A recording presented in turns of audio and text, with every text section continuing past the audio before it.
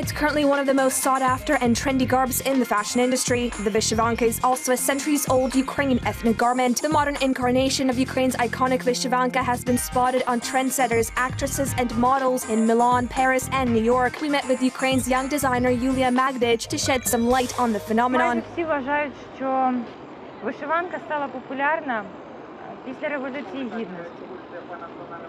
Almost everyone thinks that the vyshyvanka became popular after the Revolution of Dignity, and I agree with that. Every revolution, regardless of what it brings to our country, even if it doesn't bring the best results, but every revolution needs to have its own symbol. And the vyshyvanka became the symbol of this revolution, like a symbol of Ukraine. І символом цієї революції, власне, стала вишиванка, як символ українства.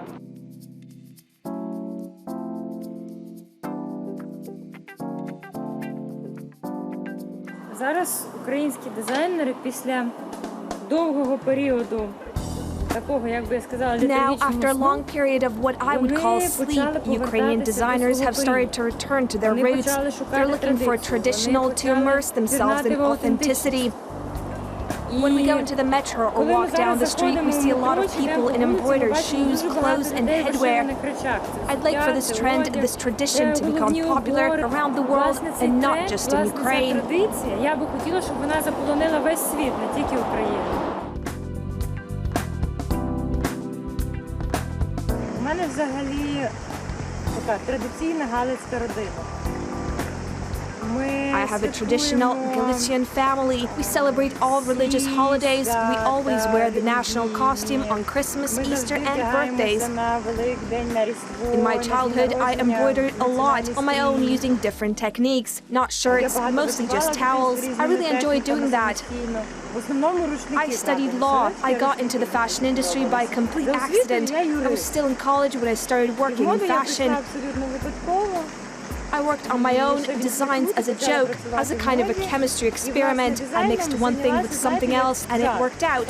Friends liked it, then friends of friends, and it took on a life of its own. Знайомим сподобалось, потім знайомих сподобалось. І воно якось так, знаєте, воно ніби саме виросло. Якщо казати щиро, то коли мене обрали іконою стилю по If I'm completely honest, when I was chosen as a fashion icon by Elle magazine, I was really inspired. Most of all, I was very happy because someone recognized the endless work that I put into fashion. We're focusing on the Middle East, Far East, and a little bit of Africa. Орієнтуємося і на Близький Схід. Really, we're continuing a trend that already exists in the world, specifically very active migration. We're trying to expand this cosmopolitan trend to fashion. Тобто дуже активна міграція. І оцю космополітичну тенденцію ми пробуємо розкрити в моді. Як в українських дизайнерів зараз відбувається така взаємодія? Треба взяти практичну річ. How are Ukrainian designers doing this? You need to take some kind of practical thing, a t-shirt, jeans, some kind of regular traditional dress, and decorate it with ethnic motifs. For example, we can look at this dress. It reminds you of some kind of camisole, but the embroidery is absolutely traditional, making the style of the dress modern. Абсолютно сучасно. In general, designers, at least the ones that I know, say that they're inspired by traveling. I'm a little bit different. I really love history. I'm drawn to the heritage left to us by our ancestors. Мене от якось тягне і манить до тієї спадщини, яку нам дали пращури. In order to get inspired, I need to go somewhere where I could feel our history, where I could understand how our nation developed and why it looks like it does now. Why 100 years ago it looked like that and why it looked completely different 400 years later.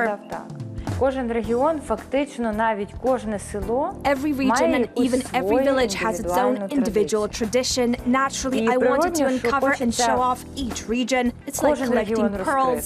Take something from here, something from there, and sometimes I even combine it all into one dress, into one product. Ми беремо звідти те, і ми інколи навіть це все об'єднуємо в одній сукні, в одному виробі. От, власне, це, наприклад, This shirt is from our winter collection. It's made from wool and embroidered with a thick winter thread. Here it's decorated with wool. І розшите такими самими товстими такими зимовими нитками. Тут все оздоблене хутром. I was inspired by elegant kaftans, and I ended up with this mix. The embroidery here resembles chestnuts, which are a symbol of Kiev. It was something that was dedicated to Kiev, our capital. Київські каштани. Це була така річ, присвячена, власне, Києву, нашій столиці. Embroidery is a difficult element, and it's difficult to combine it with other things. You try to intertwine embroidery with the dress, then with the color, and finally weave it all together. And when you showcase it on the runway, it has to be displayed in a logical way and go together well. You can't put on an embroidered dress and then follow it with a jean jacket. They won't go together. Ukrainian culture is so rich that I think it's just unlimited. Вона просто невичерпна.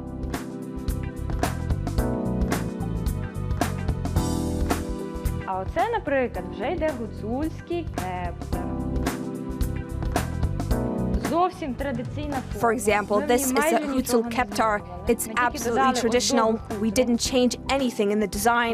We just decorated the clothing with fur. In Ukraine, everyone knows what the vyshyvanka stands for, but abroad, almost nobody knows that it primarily represented a type of talisman. It wasn't just made for beauty, it was made as a symbol of protection. A mother would embroider a shirt for her son, while a wife would embroider one for her husband, a real Cossack. And she would also make small shirts for the children. І так само і діткам вишивали такі маленькі сорочечки. От, власне, тут ми бачимо таку українську символіку, здається, ніби це вершник. Here we see classical Ukrainian symbolism. It may seem that this horse rider looks almost aggressive, but in reality, it's how the goddess of hearth and home was portrayed up until the 18th century. How did embroidery protect against an evil eye? The left sleeve and the right sleeve were made slightly different. For example, there's an embroidered flower on the left sleeve, and the right sleeve doesn't have that. This is how a shirt was thought to protect against an evil eye. І все, ця вже сорочка вважалося, що вона захищає від поганого ока. Що стосується тенденцій. Чим відрізняється українська мода сьогодні від української моди, та, яка була навіть там, допустимо, 5 років тому? What about the fashion trends? What's the difference between Ukrainian fashion today and, let's say, the fashion from 5 years ago? I don't want to speak for everyone, but there was a trend towards imitation, and nobody abroad was interested in Ukrainian designers. Today, the situation has completely changed. Why? It's all because our Ukrainian designers are being sold all over the world. There's a growing trend for Ukrainian designs, and I think it's only the beginning. And it's all because we return to our native roots.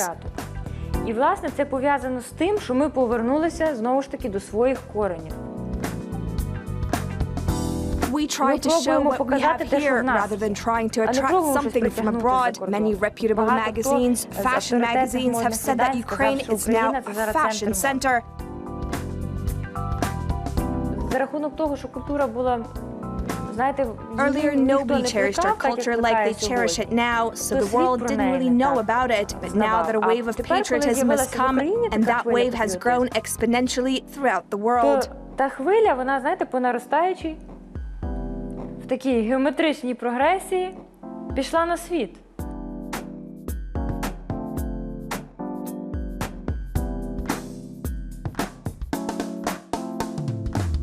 You remember before, people painted their houses, but if you dig deeper today, you won't see it. Until recently, that culture was forgotten.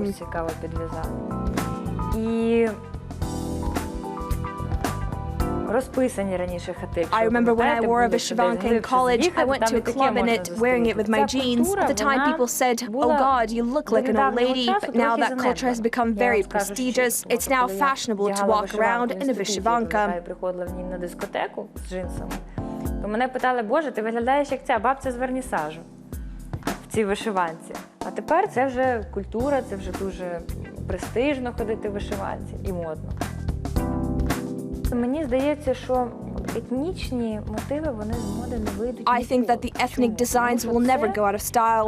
Why? Because they're part of our nation. How can your great-grandmother or great-grandfather go out of fashion? It's just not possible. It's something that's with us always, and we'll just display it in a different way. Це те, що з нами є завжди. І ми просто будемо в різних варіаціях його демонструвати.